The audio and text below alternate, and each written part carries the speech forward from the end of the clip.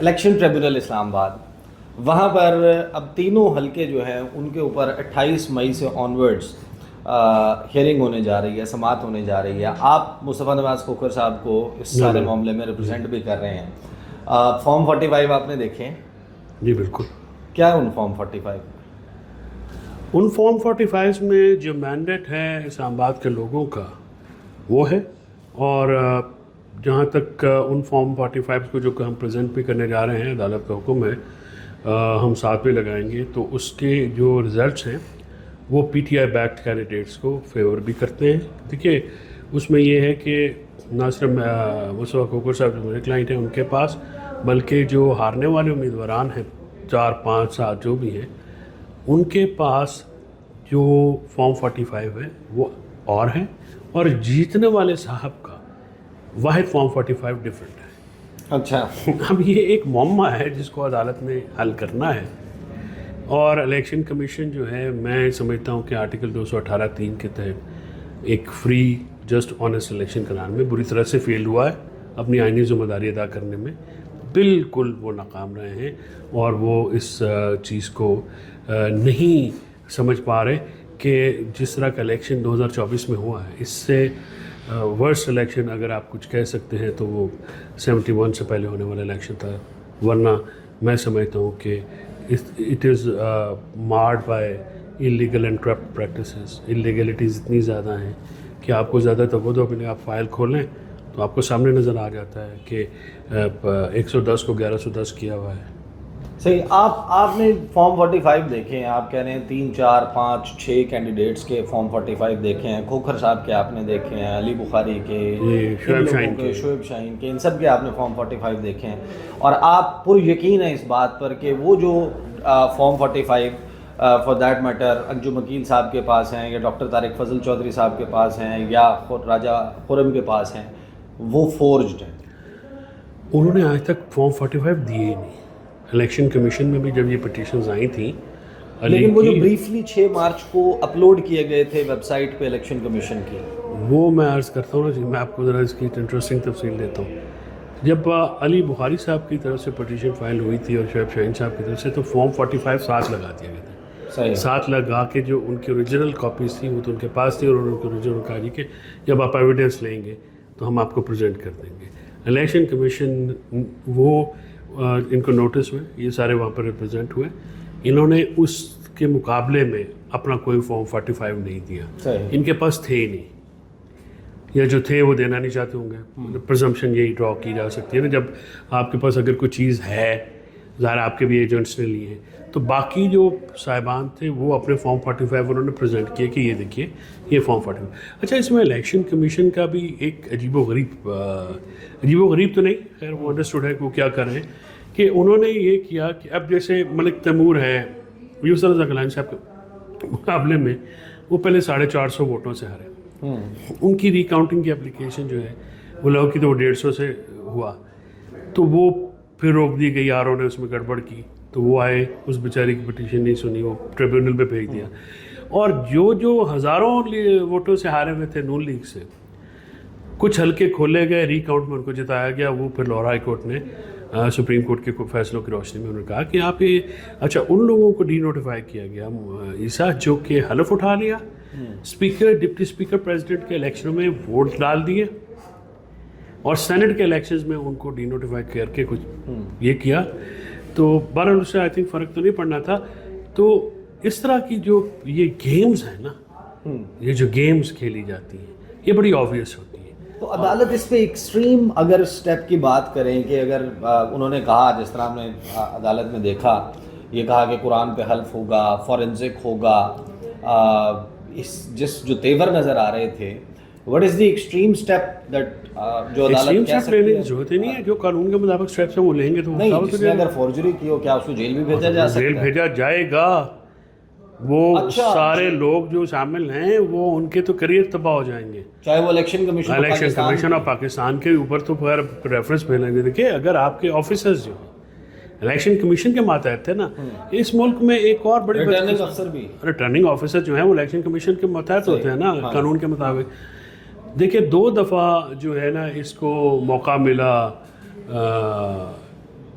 पाकिस्तान की ब्यूरोक्रेसी को इलेक्शन कराने का, 77 में और अभी 2000, दोनों बार इन्होंने ये साबित किया कि ये पाकिस्तान के साथ बिल्कुल वफादार नहीं है। एक्सेप्शंस हैं, मैं ये नहीं कह रहा कि बिल्कुल ऐसे हैं, लेकिन जिस किस्म के पोल्यूटेड धांधली ज़्यादा इलेक्शंस कराए गए, देखिए इसे ये मुल्क है ना हमारा, ये हमारा घर है।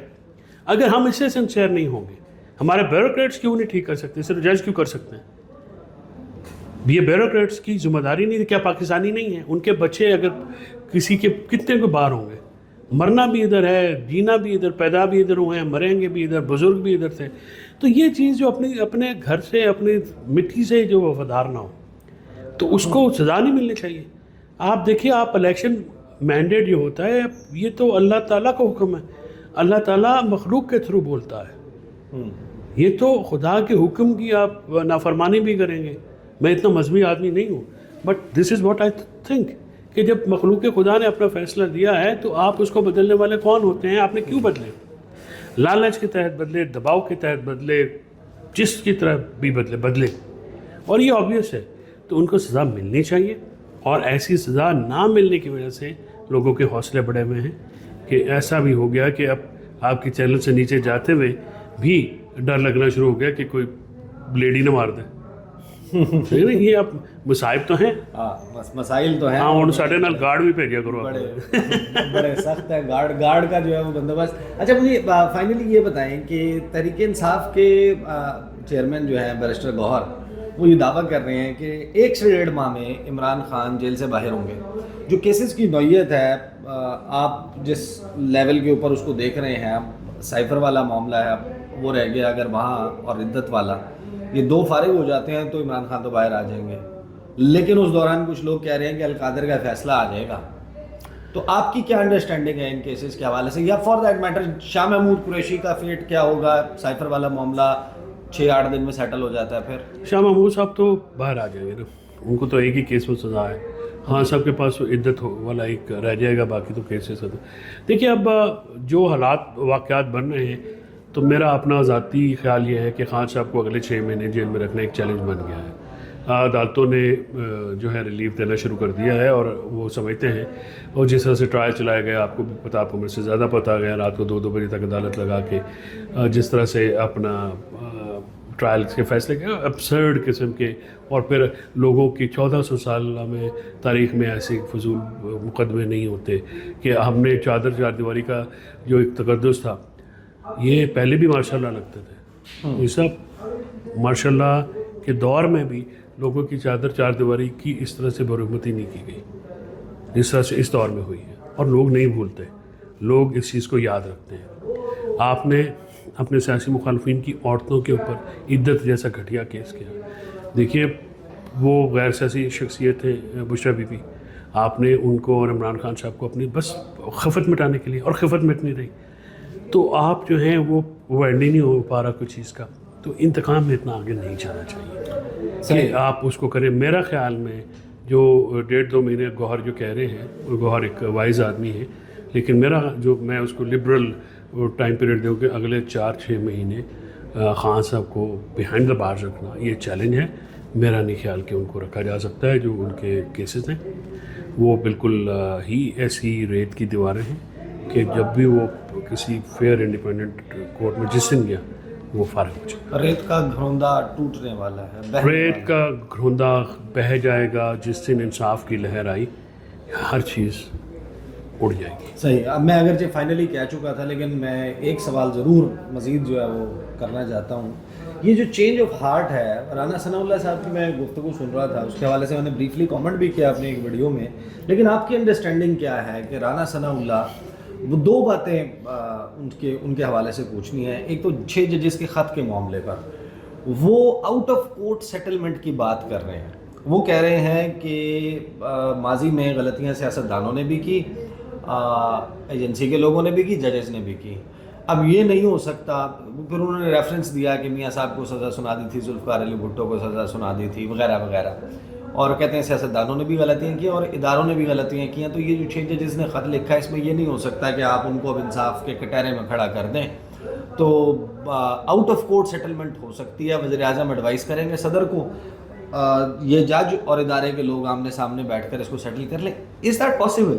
رانا ثناء اللہ صاحب الیکشن ہارے ہوئے ہیں، وہ اپنا الیکشن ہار گئے، لوگوں نے ان کو اپنے نمائندہ منتخب نہیں کیا. تو دیکھیے جی، اگر ایک شخص الیکشن ہار گیا ہے تو اس کو کوئی حق نہیں پہنچتا کہ وہ اس طرح کی نمائندگی کرے. وہ ایک غیر منتخب شخص ہیں، ان کے لیڈر جو ہیں وہ بھی الیکشن ہارے ہیں، اور ان کے فارم 45 کا منصور علی خان نے ایک بڑا اچھا تجزیہ بھی کیا ہوا ہے NA 130 میں بھی، اور میاں صاحب کو بھی لوگوں نے ریجیکٹ کر دیا، ان کی پارٹی کو بھی ریجیکٹ کر دیا. تو ریجیکٹڈ لوگوں کو تو یہ حق نہیں پہنچتا. پھر کس قانون اور ضابطے کے تحت جرگہ بلانا چاہتے ہیں؟ ٹھیک ہے، یہ آپ پالیٹیشینز آپس میں طے کریں. وہ کیسے ججز کو آپس میں کیوں گھسیٹتے ہیں؟ ججز کو پالیٹکس میں مت گھسیٹیے. جس طرح سے میں کہتا ہوں کہ جیسے PTI کے کچھ لوگ کہتے ہیں کہ ہم اسٹیبلشمنٹس کے ساتھ بات کریں گے، تو یہ موقف ان کا ٹھیک نہیں ہے.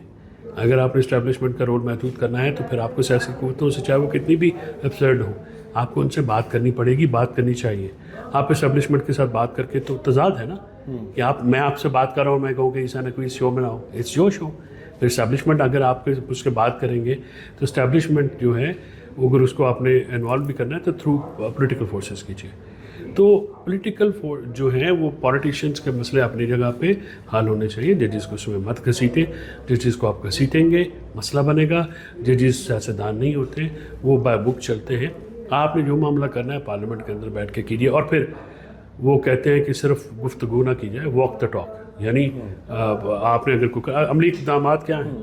عملی اقدامات یہ ہیں کہ آپ نے توشہ خانہ کے 2 اور کیسز بنانے ہیں، یا اندیا دیا ہے عمران خان کے خلاف.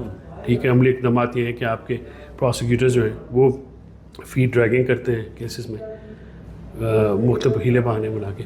تو صرف گفتگو تو نہیں، اور کہہ دیتے ہیں کہ عمران خان نہیں بات کرتا. بھائی عمران خان کے پاس آپ نے وفد بھیجا، کوئی آپ گئے ہیں، آپ کی بات ہوئی ہے. عمران خان صاحب کو تو آپ میڈیا پہ نہیں آنے دیتے. اچھا، دوسری بات یہی تھی رانا ثناء اللہ کی، جس کے اوپر میں نے آپ سے پوچھنا تھا کہ جیسے عمران خان کو آپ جانتے ہیں، بڑی آپ کی ملاقاتیں نہیں ہیں. وہ رانا ثناء اللہ یہ کہہ رہے ہیں کہ اگر بات چیت کے لیے راضی ہو جائیں تو ان کی رہائی کا بھی کوئی راستہ نکالا جا سکتا ہے. تو یہ جو رہائی کا لالی پاپ ہے، اس پہ عمران خان ان کے ساتھ بات کرنے کے لیے راضی ہو جائیں گے؟ نہیں کریں گے. عمران خان صاحب اپنے کیسز، اپنی رہائی، اپنی قید، اپنی زوجہ کی قید، اس کے بارے میں کوئی بات نہیں کریں. دیکھیے، جیسے عمران خان صاحب کو میں جانتا ہوں اور میری ان سے ملاقات بھی جیل میں رہی ہے ٹرائلز کے دوران. ہی از ڈٹرمنڈ، وہ بالکل فیئر لیس ہے. اور اسی طرح سے آپ نے دیکھ لیا، ایک تصویر آئی جس کی ایک تصویر سے آپ گھبراتے ہیں، اس کی تقریر سے یا اس کی پیرنٹ سے، تو آپ کو پھر آپ اندازہ لگا لیجئے عمران خان صاحب جو ہیں وہ اس بات پہ کبھی بھی نہیں بات کریں گے. ہاں، عمران خان صاحب کو میں نے بہت دفعہ پرسویٹ کیا. کچھ ہوتے ہیں نا لائرز جو آپ کو خوش کرنے کے لیے الٹے دل سے مشورے دیتے ہیں. میں نے سینئرز کی موجودگی میں جب بھی ان سے یہ کہا کہ سر یہ بات آئین کے مطابق، قانون کے مطابق نہیں ہے، تو میں آپ کو ذاتی تجربے سے تو انہوں نے کبھی انسسٹ نہیں کیا. کہا جو آئین و قانون کہتا ہے وہ کہہ رہے ہیں. اور بس اوقات یہ ہوتا تھا کہ وہ حاضری ان کی کورٹس میں نہیں ہونے دی جاتی تھی، جسٹ اپیز ہم. تو میں نے ایک دفعہ میٹنگ میں کہا، میں نے کہا سر حاضر ہونا چاہیے عدالت میں. اینڈ ہی واز کائنڈ انف. انہوں نے کہا یہ بالکل ٹھیک کہہ رہا ہے اور ہمیں جانا چاہیے. And then went to the court. تو وہ پرسویڈ ہو جاتے ہیں. پرسویڈ کرنے کے لیے ایک تو وہ انسلٹ نہیں لیں گے کبھی بھی. عمران خان صاحب اپنی بےزتی برداشت کر سکتے، اور ان کی زوجہ کے اوپر الزام ملالہ کہ ان کی تحقیر کی گئی ہے، وہ اس کو کبھی بھی نہیں بھولیں گے. دوسری بات یہ ہے کہ اگر آپ نے ان کو کرنا ہے تو آپ یہ جو عدت اور یہ جو کیسز ہیں فضول سے ختم کیجیے نا، تاکہ وہاں پہ بھی ایک اعتماد کی فضا بنے. ٹھیک ہے. اور ان کی جو خاص کر ان کی جو بیگم صاحبہ ہیں، ان کے اوپر یہ کیس بڑا غلط ہے. القادر میں میرے علاقے میں بنا ہے وہ القادر ٹرسٹ. اگر کسی نے نبی پاک صلی اللہ علیہ وسلم کی حرمت کے لیے، ان کی سنت کے لیے کوئی ایک ٹرسٹ بنایا ہے، تو یہ کیا بات ہوئی کہ اس کا تو اجر تو پھر خدا تعالیٰ خود دیتا ہے. ہمارا ایمان ہے کہ جو انہوں نے ٹرسٹ بنایا اس میں ذاتی فائدہ کسی کا کیا ہوا. ٹرسٹ کی نہ آمدنی کسی کو ملتی ہے، نہ ٹرسٹ پراپرٹی بیچ سکتی ہے، نہ ٹرانسفر ہو سکتی ہے. تو ذاتی فائدہ. اور پھر سپریم کورٹ نے اس کے اوپر 15 ارب روپیہ کمایا ہے ایز پر سم میڈیا رپورٹس. وہ انویسٹمنٹ ہوتی ہے جو پیسہ وہاں سے ہے. تو ملک کا تو 15 روپے کا فائدہ ہو چکا ہے. وہ پیسہ آیا اور وہ گورنمنٹ ایکسچیکر میں چلا گیا، عمران خان کے اکاؤنٹ میں تو نہیں آیا نا. تو اس قسم کے کام جو رانا ثناء اللہ صاحب جو ہے نا، وہ سیاست نہ کریں. وہ اگر سنجیدہ ہیں تو عملی اقدامات کریں. میاں نواز شریف نے تو اپنی تقریر میں ایسی کوئی بات نہیں کی.